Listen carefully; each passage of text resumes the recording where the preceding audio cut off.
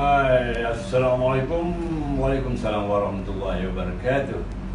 Bismillahirrahmanirrahim. Wassalatu wassalamu asyrafil anbiya'i wal mursalin wa ala alihi washabbihi wasallim. Pada seluruh rakyat Malaysia, kita berjumpa dan lintas langsung sekali lagi daripada studio kita, iaitu Setia Rakyat. Studio Setia Rakyat. Pada kali ini kita akan kupaskan tajuknya, iaitu Perintah Pergerakan Kawalan Terhad. Jadi untuk pengupasan itu, saya jemput seorang komentator. Komentator ni kalau kita tengok di YouTube memang komen dia pedas-pedas, tapi pedas dan bernas. Tentu kita nak, kita tak mau komen-komen yang lemah-lemah ni bos. Tak apa sedap. Pasal apa ni kena agresif. Pasal Perintah Pergerakan Kawalan Terhad ni macam kalau di Pantai Timur orang panggil duduk rumah jangan tubik. Malam ni kita nak buat benda tu. Assalamualaikum warahmatullahi wabarakatuh. Waalaikumsalam. Ini dia. Kita Salam punya, satu Malaysia. Ya, salam satu Malaysia. Undangan khas kita pada hari ini iaitu Yang Berbahagia Datuk Lokman Nur Adan. Ya. Saya tahu semua dah kenal kan? Ya. Jadi ni tau, saya jemput Datuk ni kemari kenapa? Untuk saya nak dengar apa kupasan. Bukan jemput pakai kenduri. Tak. Itu lama lagi. Tak boleh. Tak boleh. Oh, sekarang tak boleh tu ya. Dinasihatkan, Dinasihatkan. tangguhkan. Dan saya nak tanya sikit lah tu berkenaan dengan Perintah Pergerakan Kawalan Terhad ni ya. Ya. Patut ke kalau kita kenakan pada masa sekarang ni, sebab memandangkan kita kenakan perintah ni kecundang negara kita nampak sekarang sikit, daripada segi ekonomi negara dan juga ekonomi rakyat jelata. Kalau rakyat-rakyat yang makan gaji tu tak apalah tu, dia memang 2 minggu ni dia boleh duduk rumah untuk dendang sayang dengan isteri. Tapi kata orang orang-orang yang tertentu lah, maksud saya kaki-kaki tangan rendah yang macam Datuk kata tadi, orang yang kais pagi makan pagi pendapatan dia, kais petang makan petang, macam saya ni. Kalau tak kais langsung tak makan. Macam orang bisnes besar pun dia rugi juga kalau kena macam perintah macam ni, ya betul tak? Ya. Cuba Datuk ulaskan lagi lanjut pasal kurang-kurang kita dapat tahu. Okay, pertama sekali kita pun tahu bahawa virus ni bermula daripada Wuhan. Kemudian dia mutate menjadi COVID-19 dan dibawa masuk melalui seorang kes yang pertama dikenal pasti dibawa masuk oleh seorang pelancong daripada negeri China pada 25 hari bulan Januari. Maknanya 25 Januari, 25 Februari dan 1 bulan setengah. 1 bulan setengah.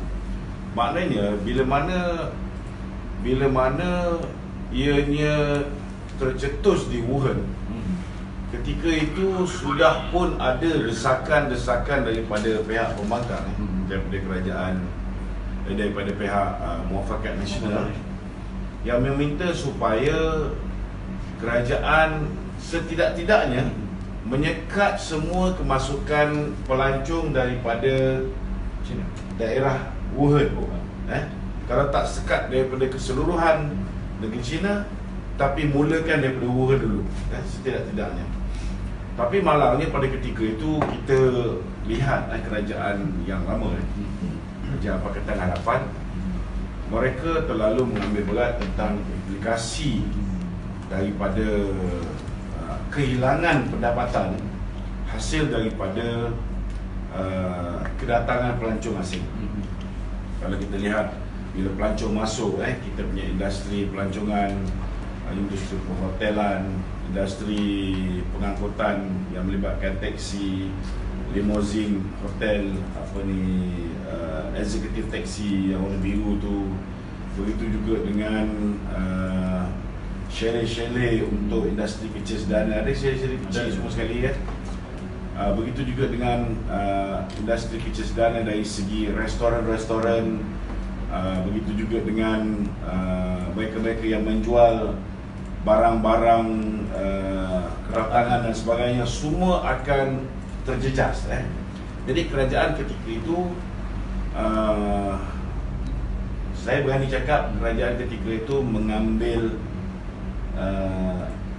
mengambil risiko. Maknanya dia gamble. Dia gamble mengharapkan bila masuk kita ada beli mereka membeli tambahan kamera untuk mengesan. Sebab bila kita beli kamera untuk mengesan ni, kita kena faham coronavirus ni bila hari pertama sampai ke hari keempat seseorang itu berhubung ataupun tersentuh dengan virus ini, dia tak demam, dia tak fever. Fever itu datang selepas hari keempat. Dia tak kena awal. Jadi kalau kita ada alat pengimbas suhu ni pun, selagi ianya belum sampai ke tahap mereka ni demam, kita tak akan boleh kesan dia. Jadi inilah mistik yang pertama yang menyebabkan akhirnya kita kena buat pengorbanan yang lebih besar yang terpaksa ditanggung oleh kerajaan sekarang. Kerajaan sekarang. Jadi itu sebabnya, walaupun yalah saya agak kritikal dengan kerajaan yang saya anggap tidak ditubuhkan melalui fresh election ataupun setengah orang panggil kerajaan pintu belakang.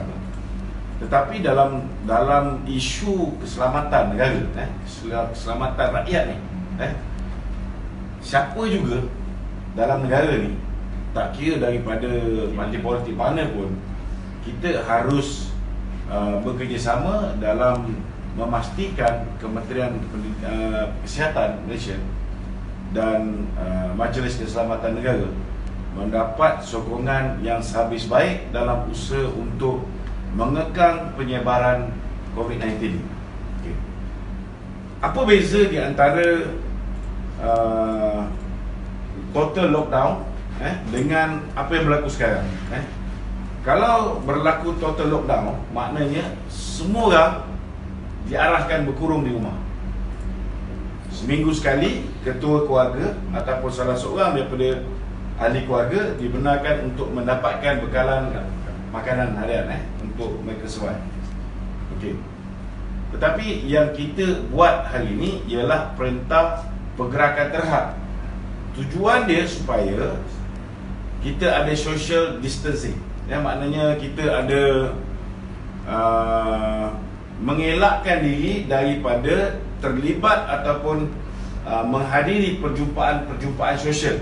Pergi sembang minum teh tarik kat kedai ke, pergi kelab malam ke, ataupun pergi menghadiri majlis kuliah agama ke, tokong ke, temple ke, church ke, di mana akan ada lebih daripada satu orang di sini. Kerana di situlah akan bermulanya penyebaran benda ni.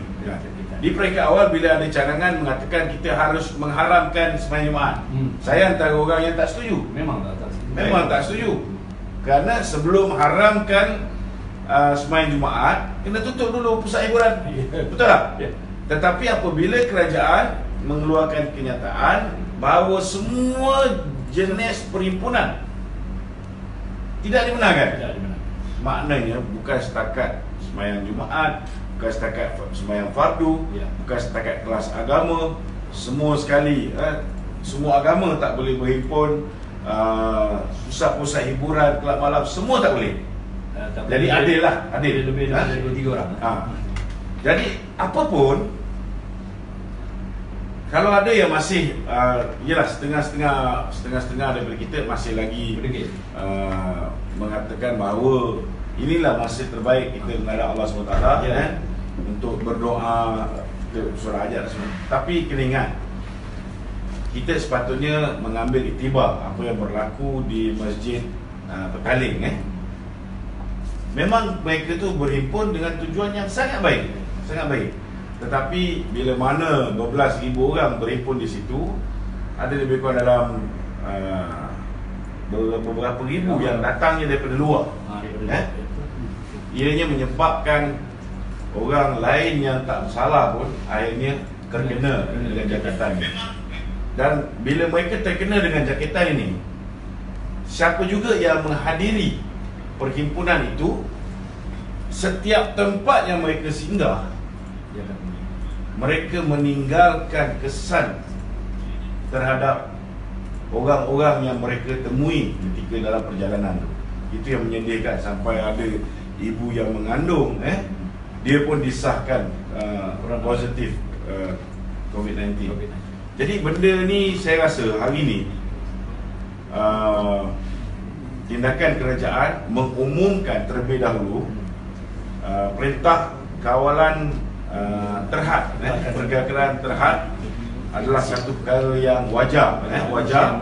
Kerana saya hari ini saya yakin bahawa rakyat Malaysia ni dia masih lagi dari segi health conscious ataupun kesedaran kesihatan ini masih kurang. Orang yang pergi ke sana sini, betul lah, kalau kita tidak ada batuk, kita tak perlu pakai topeng, Tetapi sebenarnya dari segi kesihatan, bukan pakai topeng tu je penting.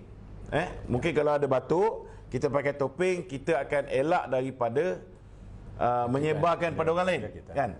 Tetapi sebenarnya kalau orang tu betul-betul ambil inisiatif, ada banyak bahan bacaan dalam internet yang dia boleh Google, dia boleh tahu apa dia sebagai rakyat boleh gunakan untuk elak daripada menjadi orang yang menyebarkan kepada orang lain. Jadi kalau mereka buat benda ni dengan cadangan-cadangan, pastikan ada hand sanitizer dan sebagainya, pastikan bila kita pegang berada di luar dan sebagainya, kita pastikan kita guna hand sanitizer. Sebelum menggunakan hand sanitizer, kita tak pegang muka kita. Dan sebelum balik ke rumah, kita pastikan tangan kita bersih. Kita punya tangan bersih. Sebelum masuk kereta, apa yang kita patut buat. Dan sampai ke rumah, kita sebelum kita menyentuh anak kecil kita, sebelum menyentuh isteri kita, mandi dan sebagainya. Kalau kita ada rakyat yang fikir tentang benda ni semua, sudah pastilah kerajaan tak perlu sampai ke tahap ni. Tapi bila dah ada sampai ke tahap ni, maknanya rakyat hari ni dah mula sedar bahawa apa yang kita hadapi ni serius. Serius. Tetapi ini baru permulaan sebenarnya. Ini baru permulaan. Sama ada langkah perintah pergerakan terhad ini boleh mengekang ataupun mengurangkan kadar mereka yang dijangkiti ini, ataupun mungkin tetap akan menambah. Itu bergantung juga dalam proses pelaksanaan. Contohnya macam apa yang berlaku semalam. Contohnya apa yang berlaku semalam. Saya rasa mungkin kita tak boleh salahkan kerajaan 100%. Okay? Ini kali pertama negara berhadapan dengan senario kita terpaksa mengadakan perintah pergerakan terhad. Ini first time. Tak pernah berlaku ada satu wabak yang menyerang kita sehingga kita terpaksa ambil tindakan ni. Cuma mungkin kita sepatutnya lebih bersiap sedia, sebab 25 bulan Januari dah kena. Kalau kita merancang daripada kita kena 25 bulan Januari, kita kena ada pemimpin yang ada daya takulan ataupun dia boleh predict. Okey, bila benda ni mula masuk, what will happen next? Dalam masa seminggu apa akan berlaku? Lepas 2 minggu apa akan berlaku? Lepas 3 minggu apa akan berlaku? So bila kita boleh predict apa yang bakal berlaku, kita akan ambil langkah proaktif untuk memastikan benda tu tak berlaku. Itu sebabnya bila ada beberapa orang dilantik menjadi jurucakap, saya rasa antaranya lah yang tak berapa sesuai menjadi jurucakap, macam Ketua Polis Negara. Orang yang saya rasa dari segi kredibiliti dia dah rosak. Contohnya lah dalam isu yang melibatkan kes Semburin. Dia kata hujung tahun akan tahu hasil. Kemudian dia kata dalam isu Jolo akan dibawa balik dan sebagainya. Lepas tu bertukar menjadi beruang, jalan macam seladang, macam-macam alasan. Orang ni pula diambil menjadi jurucakap. So sepatutnya Majlis Keselamatan Negara MKN mesti ada seorang spokesperson, ataupun dalam kabinet pun, dalam kabinet ni ada ramai orang yang pernah menjadi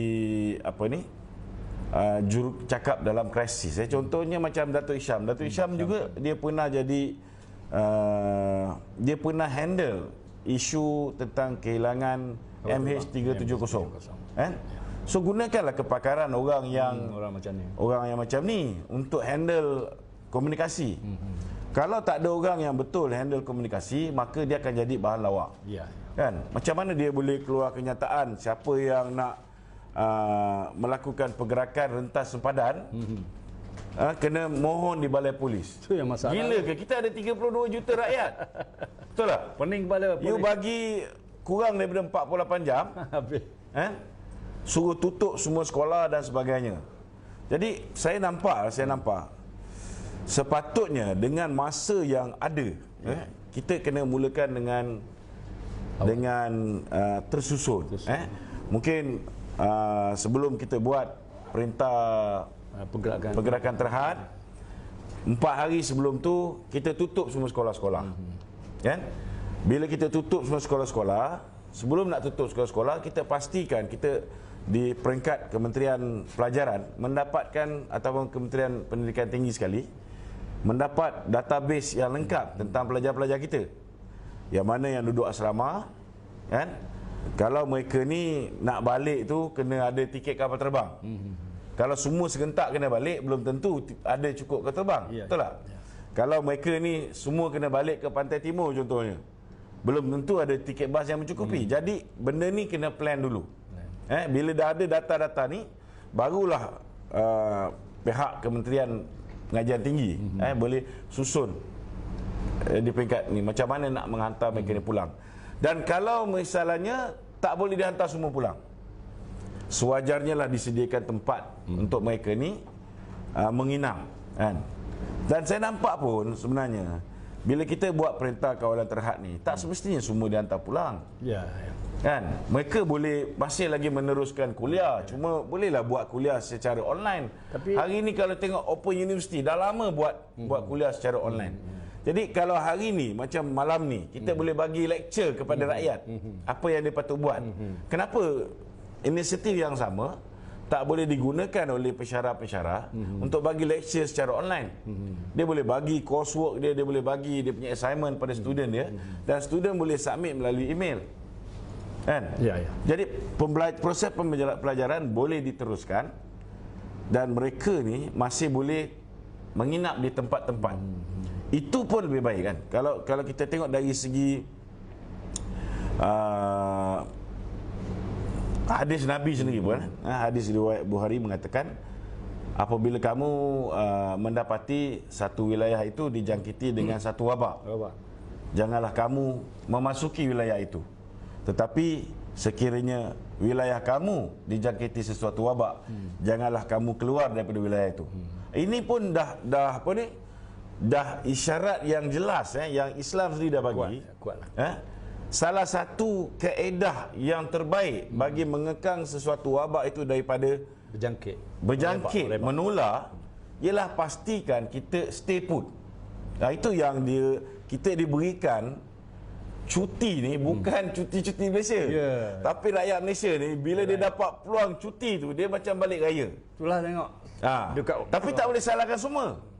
Bukan semua nak balik raya ni. Yang mana ambil kesempatan nak balik kampung, itu satu hal lah. Tapi yang mana kena halau keluar daripada universiti, kita tak boleh salah dia orang. Yalah, betul lah. Mana dia orang nak stay kalau semua diarahkan tu? Itu sebabnya kena plan well. Kan? Mula-mula kita handle pelajar universiti, cutikan sekolah-sekolah dulu. Next step mungkin pergi ke pekerja-pekerja. Sekarang ni pekerja-pekerja asing melambat kat dalam negara ni. Contohnya pekerja-pekerja macam contoh bila kita buat geng tablik buat apa ni? Pertemuan dekat Masjid Seri Petaling. Seri Petaling. Yang mana rakyat Malaysia pergi, mungkin mereka ada melapor diri, pergi buat checking. Tapi kalau orang Indonesia pergi, kan? Mana dia buat? Kalau katalah mereka ni tak ada permit, apa jadi? Berani tak dia orang pergi buat checking kat hospital? Ini lagi bahaya, kan? Jadi ini juga boleh menyebabkan. Jadi apa yang saya cuba nak sampaikan, Mungkin second trip 2 hari atau 3 hari selepas itu kita mulakan hentikan mereka yang bekerja di sektor yang tidak penting. Okay. Yang mana perlu balik. Okey. Jadi tidaklah serentak sampai kan PBS tu Penuh tu. Macam balik raya lah, betul lah. So matlamat kerajaan ni memang cantik. Cantik lah dia nak pastikan supaya benda ni tidak merebak, tidak menular. Tetapi bila benda tu berlaku, kan? Satu orang je cukup, dia jalan, dia lap sana, lap sini, lap sana. Itulah tempat terbaik dia menular untuk mengeksport virus COVID-19 ni ke kampung-kampung. Ya. Terengganu sekarang baru 4. Kalau dah ramai orang balik Terengganu, datangnya daripada pusat di sini. Apa ni? Pusat Kuala Lumpur. Pusat penyakit ni, kan? Apa akan jadi dengan Terengganu selepas ni? Apa akan jadi dengan Kelantan? Jadi itu yang masalah. Kuala Krai dah ada sekarang ni. Kuala Krai dah ada. Itu sebab nak kena tersusun, ya. kan? Saya yakin kalau misalnya kita tak dapat atasi ni, akhirnya tidak mustahil kita akan pergi ke arah apa yang kita panggil sebagai total lockdown. Ini akhirlah, terakhir. Worst kah? Tetapi bila kita nak pergi ke arah itu, kita pun kena ada preparation. Preparation. Apa preparation yang mungkin kita boleh buat? Kita kena fikir. Manusia perlu hidup. Dan cara dia nak hidup, pertama dia kena makan, kedua dia kena minum. Kita kena pastikan bekalan air ni tak boleh ada problem. Ni Selangor ada masalah bekalan air ni. Yang ini kita kena atasi segera. Kalau tak ada air ni, manusia boleh hidup 3 hari. Tak ada makan boleh tahan 30 hari. Tak ada makan tak apa. Tapi harap jangan sampailah sampai 30 hari. Kan? Saya dulu pernah buat mogok lapar. 13 hari je. Oh ya. Lepas tu kawan-kawan minta merayu jangan sampai buah pinggang rosak apa semua. Kita berhentikan. Okey. Jadi inilah masa kita kena improvise bagaimana sistem pengagihan makanan kepada rakyat, penghantaran makanan kepada rakyat boleh diimprovise. Macam mana kita boleh pastikan orang yang buat kerja untuk menghantar food panda, orang yang buat kerja untuk menghantar grab food, orang yang buat kerja untuk hantar makanan macam-macam jenis kaedah penghantaran segera ni. Pertama, mereka ini sendiri mesti faham tentang kebersihan. Yang ini saya tak pasti sama ada kita ada beri fokus lebih. Saya rasa tidak. Kalau orang duduk rumah tapi yang menghantar makanan tu umpama menghantar virus tu ke rumah, pun bahaya. Kan? Betul. Jadi ini perlu disettlekan. Kedua, Kementerian Kesihatan juga kena pastikan mereka-mereka yang menyediakan makanan itu juga haruslah diperiksa daripada masa ke semasa. Nak mulakan kerja ni satu hal, kan? Dan yang keduanya, bila nak menyediakan makanan dari segi kebersihan apa semua sekali, itu juga mengambil satu benda yang ni, benda yang rumit. Dan jangan lupa juga kita ni walaupun ramai orang IT conscious, masih ramai lagi di luar sana yang masih tak tahu macam mana nak order barang melalui internet online. Makcik-makcik, pakcik-pakcik kita kan. Ada setengah-setengah makcik kat Felda, dia selalu tengok kita punya ceramah kan. Tapi mungkin dia pandai buka YouTube. Ini masanya anak-anak yang di rumah ni dia kena ajar mak bapak dia macam mana nak order barang kat Tesco contoh dia. Boleh tak payah pergi Tesco. Kan? Kita boleh collect barang tu boleh sampai ke rumah. Ini masanya. Time terbaik. Kan? Dan mungkin orang yang selama hari ni contohnya macam orang politik macam kita takkan sekarang pun kita nak berpolitik lagi. Betul tak?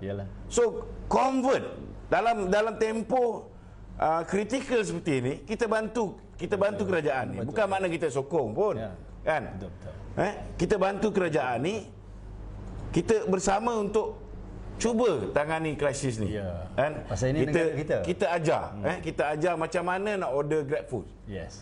buat live kan, ajar macam mana nak buat complete apa dia panggil, complete guide for idiots. Macam mana cara nak order GrabFood, macam mana cara nak menggunakan hand sanitizer, kemudian macam mana nak gunakan alat untuk menekan. Ada orang dah mula dia buat lighter, lighter ujung ada besi. Dia tekan button apa semua kat ATM machine, dekat lift apa semua, lepas tu dia bakar. Kan?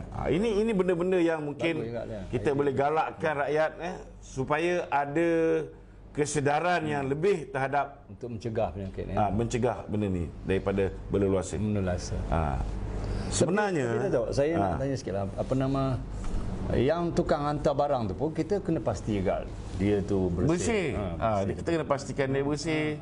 Kita kena pastikan orang-orang macam ni lah kalau nak bagi hand sanitizer. Kita tak boleh bagi semua orang. Ya, betul. Tetapi kita bagi kepada mereka-mereka yang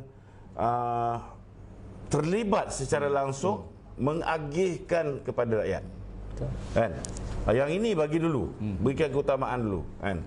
Kemudian kita ajar orang kalau bekalan hand sanitizer habis, macam mana cara nak buat hand sanitizer. Ada juga, kan? Dan ramai juga tak tahu bahawa cara yang paling baik pakai sabun. Cuci sabun. Tangan betul-betul tu itu lebih baik daripada menggunakan hand sanitizer. Tetapi saya nampak yang paling penting sekali dalam perbincangan pada malam ni, kerajaan hari ni yang perlu kerajaan titik beratkan ialah bagaimana nak membantu rakyat yang hilang pendapatan. Nak mengarahkan supaya pergerakan pencegahan pergerakan terhad ini dilakukan senang. Tetapi kesan daripada tak boleh bergerak ni, orang tak boleh pergi cari makan. Kalau orang kerja kerajaan, dia ada gaji. Mereka ada gaji. Mereka tahu hujung bulan memang confirm ada gaji. Dia akan ada gaji. Itu pun ada setengah-setengah daripada mereka yang mana dah beli barang awal, dah beli barang awal akibat daripada panic buying tempoh hari. Kita tengok gaji dah habis dah ni. Dah habis. So mungkin boleh dipertimbangkan kalau boleh bulan ni kita buat macam hari raya, kan? Dapat dipercepatkan sikit, supaya mereka boleh beli bekalan, lebih awal. Yang keduanya, kita lihat kerajaan mengumumkan bantuan, bantuan kepada mereka-mereka yang menerima BSH. Okey. Zaman BN 2008, kalau itu hari kita menang pilihan raya, satu keluarga akan dapat RM2,000. Satu keluarga. Kan? Tapi hari ni kita tengok yang ketika zaman BN 2018 tu, kita bagi kepada 7.2 juta keluarga. 7.2 juta keluarga. Hari ni yang diumumkan oleh Tan Sri Muhyiddin, bulan 5 patut dapat RM300 seorang. Diawalkan dia bagi 200. Okeylah, alhamdulillah. Kan? Tapi dalam keadaan hari ini kita berhadapan dengan krisis COVID-19 ni, apa salahnya kalau ada beberapa projek yang dulu Tuan Mahathir bagi pada kroni dia lah, kita hentikan dulu. Yang mana yang kita boleh stop dulu, kita berikan keutamaan pada rakyat. Kita inject tambah stimulus package. Biar direct stimulus package tu, betul dia umumkan dekat 2 bilion, tapi sebahagian besar tu nak mulakan pre-2020 ni mungkin akan menguntungkan kontraktor-kontraktor. Tetapi berapa persen yang akan dapat kepada pekerja-pekerja kontraktor tu? Ini sistem yang lama macam zaman Mahathir. Zaman Mahathir, dia punya stimulus package dia, package rancangan ekonomi dia membantu tokey-tokey besar. Bila dia bantu tokey-tokey besar, dia mengharapkan tokey-tokey besar ni akan boleh bayar gaji pekerja. Dan mengharapkan orang syarikat-syarikat ni boleh membayar cukai, kan? Tapi dalam keadaan hari ni, bila semua orang affected, kalau kita nak pulih cepat, kita tengok apa yang Datuk Seri Najib buat. Bila dia ambil alih 2009, kita berhadapan dengan krisis ekonomi 2008-2009 tu. Dia inject stimulus package 60 bilion tau. Bukan sikit. Kita tengok Donald Trump hari ni mengumumkan. Sebelum ni dia dah umumkan 50 bilion. Hari ni dia minta lagi 850 bilion US dollar. Bukan sikit. So 2 bilion ni tak boleh buat apa. Jadi saya tak faham, kalau dulu Pakatan Harapan dia boleh ambil 82 bilion daripada Petronas. Dia boleh ambil dia boleh terbitkan bond Samurai, dia boleh terbitkan bond Panda. Dia boleh jual aset-aset khazanah. Dia boleh jual aset tabung haji. Kemudian dia pinjam. Kita tengok Lim Guan Eng pinjam tiap-tiap minggu dia pinjam. Inilah masa duit ni kita gunakan. Kita gunakan sebagai stimulus package, package rangsangan ekonomi, tapi gunakan melalui saluran BSH ni. Kalau tak nak panggil BRIM macam dulu tak nak nanti orang kata oh ini dulu BM kan. Tapi pastikan kalau nak pakai nama basah tu, amount ni mesti tambah. Macam bak kata orang tu, kalau perlu bagi kaki tangan awam bagilah. Kalau nak bagi setengah bulan bonus ke, inilah masanya. Sebab ini masa yang cukup kritikal. Tapi jangan lupa, ada setengah-setengah kawan-kawan kita macam orang yang berniaga pasar malam. Modal pasar malam yang sepatutnya digunakan untuk beli barang-barang nak jual kat pasar malam, modal ni dah beli buat beras, dah beli untuk keperluan harian. Bila orang buat panic buying, dia pun gunakan modal ni. Orang yang merancang nak berniaga, yang dah order barang untuk bulan Ramadan ni, dia orang dah beli barang. Dia orang dah beli barang. Duit nak pergi beli barang dapur pun dah tak ada sekarang ni. Dah semua beli barang. So apa jadi dengan pemandu teksi? Dengan limousine driver kan, orang-orang yang buat bisnes yang bergantung kepada pendapatan harian. Pakcik-pakcik yang jadi tukang urut ke, yang jual nasi lemak tepi jalan, jual nasi lemak tepi jalan, goreng pisang apa semua sebab yang mana buat Panda punya Food Panda dengan yang Grab Food, dia orang masih boleh buka kedai. Kalau dia hilang pendapatan pun mungkin dia hilang separuh. Kalau dia betul-betul pandai, mungkin pendapatan dia bertambah. Walaupun tak ada orang hang out kat kedai dia, tak ada orang yang duk mengopi kat situ, tetapi food delivery dia lebih banyak daripada online sebelumnya kan, melalui online system.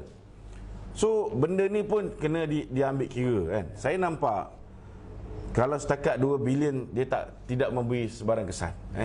Saya ambil contoh satu benda bagus. Benda yang bagus kita kena puji bagus. Kita tengok Peja, Peja di Perak. Walaupun saya tak setuju dia ada 1-2 kursi je, dia jadi menteri besar. Kan? Kita punya adun dekat Perak punya ramai. Tapi satu bagus, dia memberikan 4,000 peniaga kecil yang kehilangan pendapatan hasil daripada berlakunya COVID-19 dia bagi seorang RM500.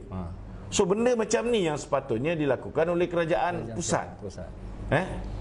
Yang ini kena betulkan.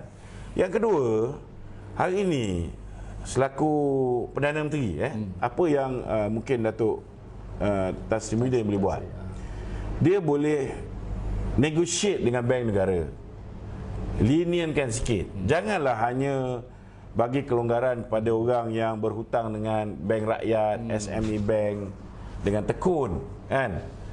Yang hari ni yang berhutang kredit kad, yang berhutang berhutang dengan berhutang dengan bank, hutang kereta. Bila mereka ni biasa boleh pergi kerja, boleh cari rezeki, sekarang tiba-tiba tak boleh kerja, tak boleh cari rezeki macam biasa. Semua affected, bukan hanya orang yang berhutang dengan SME Bank, dengan Bank Rakyat dan juga dengan Tekun. Jadi sekarang ni kerajaan kena negotiate supaya semua bank setidak-tidaknya ada sedikit pelan. Kalau tak boleh buat 6 bulan, buat 3 bulan dulu. Maknanya mulai daripada 1 bulan Mac ada proses. 3 bulan ni mereka ada kelonggaran. Tidak perlu bayar installment. Maknanya kalau tak bayar 3 bulan ni tak dikira sebagai non-performing loan. Kan? 3 bulan dulu. Kalau selepas 3 bulan kita tak boleh settle masalah COVID-19 ni, maka mungkin kena pertimbangkan lagi 3 bulan. So mungkin bank negara pula kena bagilah kena lenient sikit dengan bank-bank kita ni. Kena ada barter trade. Kan? Bila mereka sanggup longgarkan sedikit untuk bantu ringankan beban rakyat, kita pun kenalah ada sikit pelonggaran yang kita kena buat. Maknanya tahun ni ada banyak benda yang mungkin kerajaan akan kehilangan pendapatan. Kita kena terima hakikat. Kan? Tetapi kita juga kena tahu juga. Ianya juga adalah blessing untuk kerajaan. Sebab bila tidak ada COVID-19, segala belanja kerajaan untuk kerja-kerja yang melibatkan proses kerakyatan, contohnya macam majlis pelancaran tu, majlis pelancaran ni, program berbasikal, program tu, program ni yang melibatkan jutaan ringgit. Kalau melibatkan semua kementerian, berbilion ringgit juga dapat dijimatkan. Maknanya dia ada timbal balas. Ada benda kita hilang, contohnya macam dia ada benda pendapatan kita ni datang daripada banyak sumber. Ada pendapatan daripada sumber yang halal, ada pendapatan daripada sumber yang haram. Kan? Contohnya macam sumber yang haram pun ada juga, kan? Pendapatan daripada genting. Bila genting tutup, so pendapatan yang daripada genting semua tutup, kan? Semua tak adalah income daripada sini. Tetapi ada juga yang mana yang masih berjalan, daripada sistem perbankan, daripada sistem kesihatan. Yang ni masih ada. Jadi kerajaan kena bijaklah. Tetapi bagi saya, buat masa ni yang paling penting sekali, kita terpaksa berkorban untuk rakyat. Maknanya jika sebelum ini Kerajaan Pakatan Harapan boleh pinjam, boleh pinjam untuk pastikan kita boleh meneruskan membayar gaji kaki tangan awam, kita boleh meneruskan projek-projek yang dirancang oleh Tun Dr. Mahathir dulu. Kenapa hari ini kita tak boleh ambil sedikit beban untuk meringankan beban rakyat? Kalau kita terpaksa pinjam, kalau kita terpaksa guna duit yang tak sepatutnya kita pakai, tapi untuk bantu rakyat, untuk selesaikan masalah ni, kita pakai. Itu pandangan saya lah. Itu dia pandangan yang bernas daripada yang berbahagia sahabat kita Datuk Lokman Nur Adam. Pandangan anda macam mana pula? Kita berhenti dulu untuk sementara, lepas tu kita kembali lagi. Ada berhenti Ada berhenti sekejap kita lihat. Sampai saya tengok Datuk pun dah rasa macam haus. Nak tunggu kopi pun tak lama. Jangan cakap minum vitamin C. Minum vitamin C. Pasal zaman sekarang ni perlu, vitamin C perlu. Saya pun minum juga, tapi bukan vitamin C, vitamin B. Dia COVID-19 ni. Ya, Tok. Ni Tok, saya nak tanya. Dia akan berkumpul kat sini. Oh, ditekan. Dia akan berkumpul kat sini. Lebih kurang dalam 4 hari. 4 hari ya. So kalau kita banyak minum air panas, bagus. Yang lagi bagus kalau kita air putih tu letak garam sikit.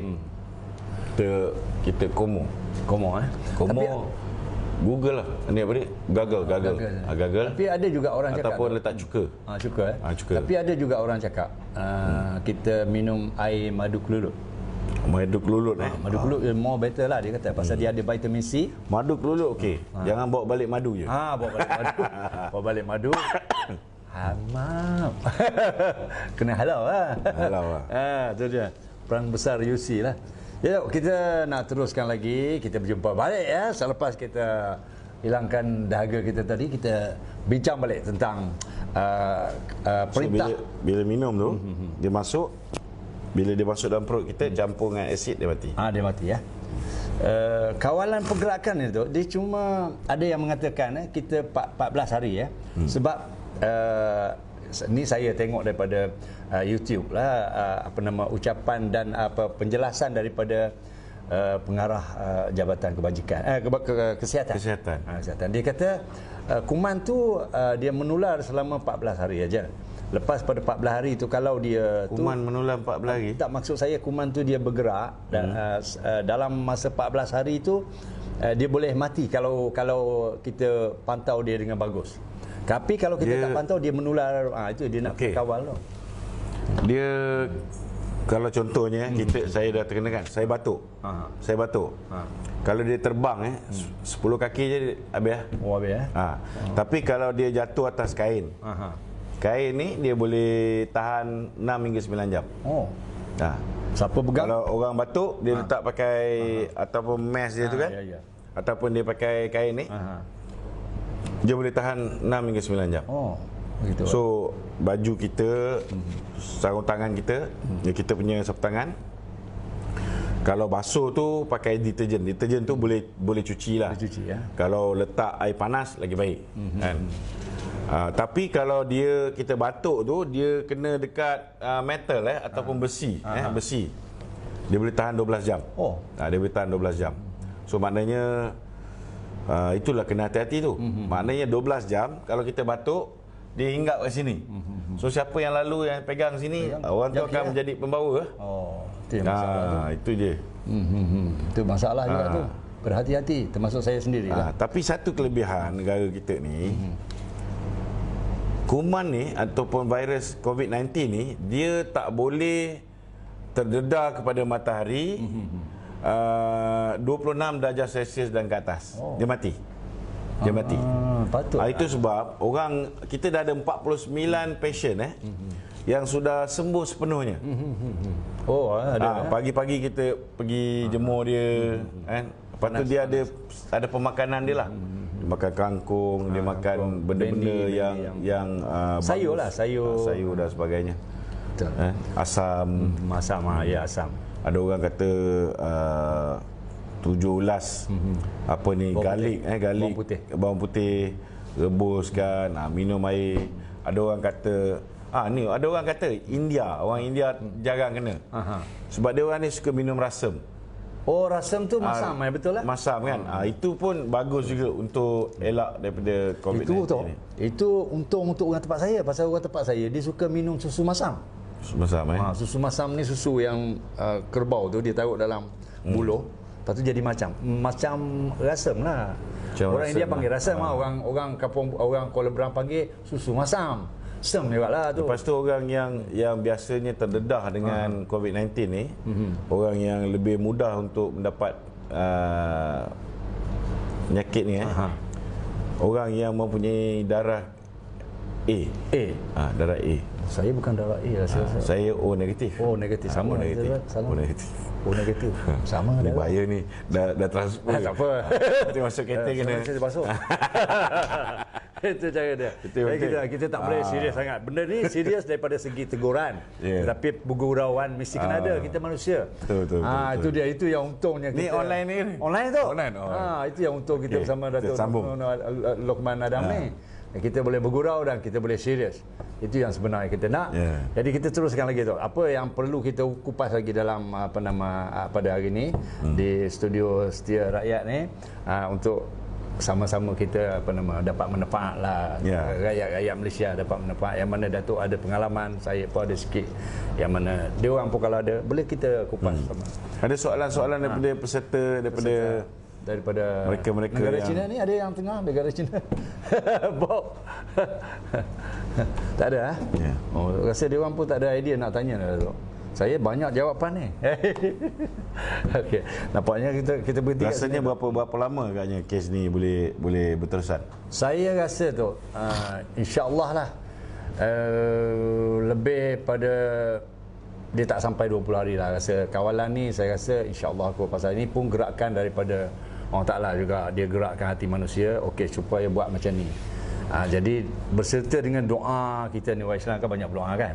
Jadi insya-Allah kot lebih pada tak sampai 30 hari lah, dalam 30 hari ke bawah tu dia akan settle off lah. Tapi dulu kalau kita lihat Iran kalau sebenarnya kalau kita belajar daripada apa yang berlaku di Iran Iran mula-mula sikit macam kita ni kan. Tetapi bila mereka memulakan perintah terhad macam kita ni, mereka balik kampung. Bila balik kampung tu yang menyebar. Itu dia kata tu yang itu sebabnya memandangkan kita ni orang baru ataupun kita kali pertama berhadapan dengan pengalaman ni kan. Kita juga kena monitor bagaimana negara-negara lain macam bagaimana Wuhan berhadapan dengan kes ini. Apa kaedah-kaedah yang mereka pakai, macam mana cara-cara yang mereka gunakan, itu juga adalah baik untuk kita contohi di sini.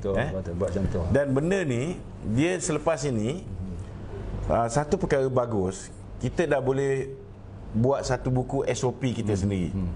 Macam dulu masa saya masih ingat lagi ketika Datuk Seri Sabrici dia menjadi Menteri Komunikasi. Di Kemaman ni setiap tahun banjir. Oh, Datuk selalu pergi Kemaman Kemaman ni selalu banjir. So setiap tahun sebelum banjir ni dia dah buat persiapan awal. Dia dah jumpa dengan geng-geng MKN, dia dah jumpa dengan JPA, Jabatan Pertahanan Awam, bomba apa semua sekali. Dia dah sediakan kemah-kemah buat persiapan awal. Sleeping bag, dia dah sediakan apa ni, bot semua apa ni, bot mangkuk yang apa tu, untuk masak apa semua sekali kan. So dia dah boleh buat buku SOP tu. Jadi SOP dia tu boleh digunakan untuk menangani krisis banjir di tempat lain. Betul lah. So itu sebab bila berlaku ni, ini adalah satu pengalaman baru yang mana saya rasa kerajaan juga perlu rekodkan setiap apa pengalaman baru yang kita buat ini, supaya selepas saja krisis ini kita dah boleh ada satu SOP untuk menangani wabak-wabak yang berbahaya ni kan. Ini pengalaman lah, kita pengalaman. Tapi saya baca tu, dia wabak ni dia semua ambil dia datang tu semua bertitikkan 20. 17 20, 18 20, 19 20, 20. Datuk ada buka YouTube tak? Saya tengok dekat YouTube lah, tak tahulah betul ke tidak, tapi dia tengok dia tunjuk dia mungkin kebetulan. Cara kebetulan mungkin jelah ada setengah orang yang percaya dengan nombor kan. Ya betul benda-benda macam tu kan. Tapi itu semua adalah kudrat daripada Allah Taala semua. Ini semua kerja Allah Taala. Kerja Allah Taala belaka. Kita ni sebagai manusia. Ada orang ada yang kata apa ni, ini apa ni? Ini akibat daripada menubur kerajaan pintu belakang kan.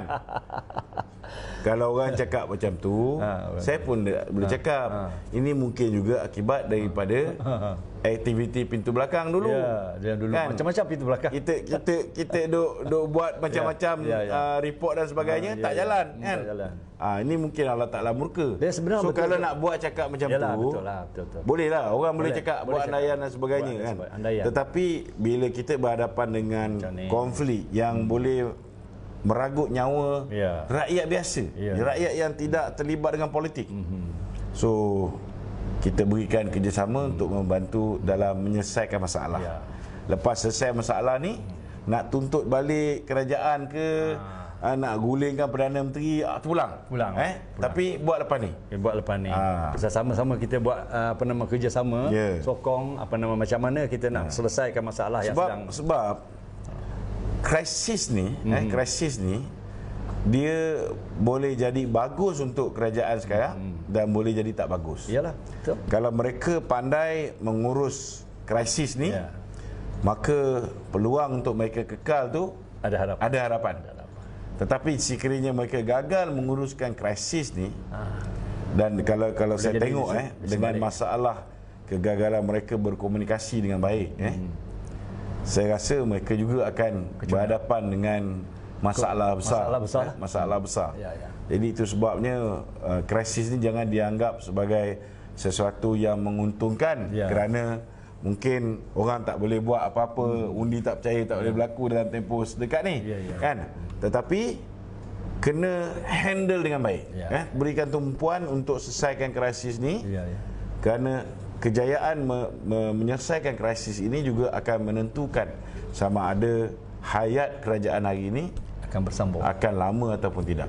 Itu penting. Itu betul. Saya kata setuju. Itulah sebenarnya ulasan daripada yang berbahagia Datuk Lokman Nor Adam. Jadi hari ini nampaknya kita sampai di sini dululah. Ulasan yang bernas, yang mana kita boleh buat contoh dan toladan. Yang mana tak bernas tu kita jadikan sempadan. Pasal kita ni manusia, tidak ada semua yang stabil. Manusia ni banyak kelemahan dia. Jadi untuk itu salam terima kasih kita kepada yang berbahagia Datuk Lokman Nor Adam kerana sudi datang ke Setia Rakyat tu. Jadi mudah-mudahan kita akan datang, kita boleh panggil lagi. InsyaAllah. Ya, sama-sama kita kongsi idea. Boleh. Kongsi idea untuk kepentingan bersama. Untuk itu, sebelum berpisah, sambutlah salam daripada saya. Salam bahagia, tinggi-tinggi si matahari, anak kerbau mati tertambat, semayang hajat bersama Pak Albai. Bye-bye. Okey.